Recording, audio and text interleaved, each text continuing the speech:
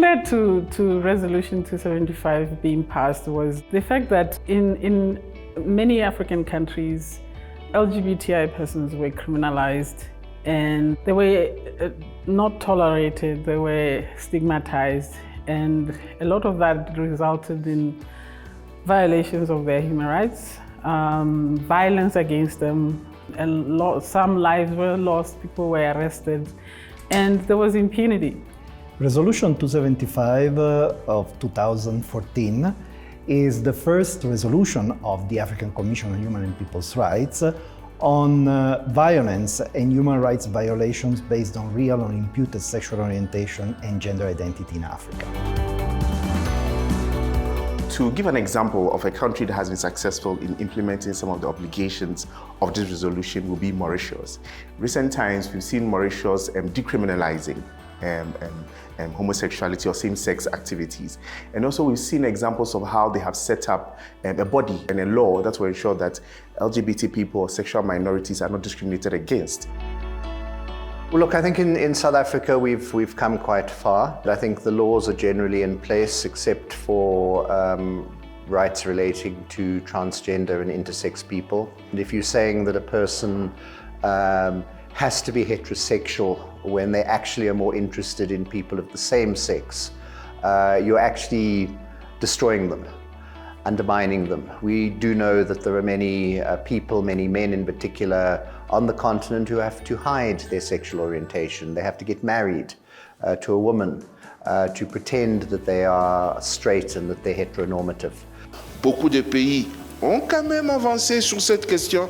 Je connais le leadership de l'Afrique du Sud, l'ouverture d'esprit ici en Afrique du Sud, non seulement une nation multiculturelle, mais une nation qui est souvent en avance par rapport à un certain nombre de nations. On a beaucoup à apprendre ici, apprendre les bonnes pratiques d'Afrique du Sud, essayer de les disséminer, de les itinérer à travers les autres régions d'Afrique.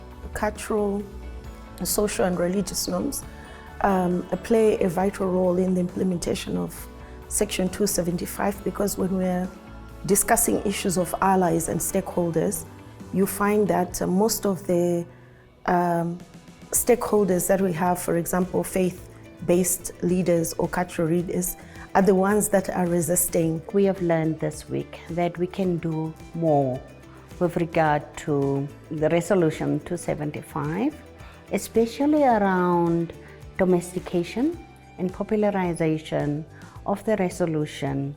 I also do think that a clear link between the African Commission, the human rights entities, different countries, governments and civil society, we can do a little bit of more collaboration. There has been some progress, but a lot of that progress really has been through the courts, with communities taking action themselves, not necessarily from government side. And in my view, the role that Resolution 275 has played is in, supporting community in terms of the language of centering around violence and gathering evidence. That has been really, really handy in winning in the courts. So we are talking about all the laws that criminalize same-sex conduct, all the laws that criminalize cross-dressing or transgender identities and so on and so forth. And so that was important that we ask our governments to take responsibility and accountability for that. These instruments serves as a necessary compass to guide the direction of nations in our continent.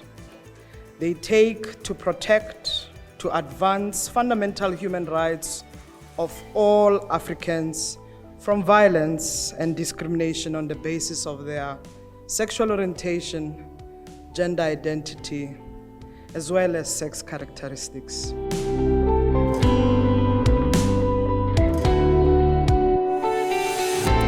Generally, I think enforcing or getting our states to recognize, firstly, that LGBTI persons deserve to be protected from persecution, there are human rights being violated, to get states to accept and acknowledge. Rights are universal, rights are inalienable, and all other issues that pertain to rights, particularly when it comes to equality and dignity, are the driving factors that motivate someone like me.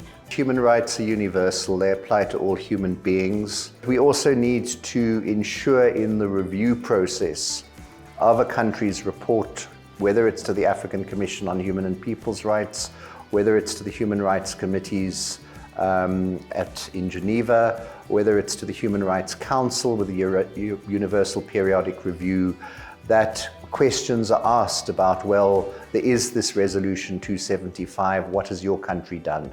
Taking a cue from what all these state delegates, representatives from various civil societies which are represented here have said, I am optimistic that going forward, there's going to be an improvement on how Resolution 275 is going to be implemented. We are capable of now seeing to it that a gathering of this nature is possible. Back then, it was not possible. It also shows that there is some movement towards a situation which is going to allow us to implement Resolution 275.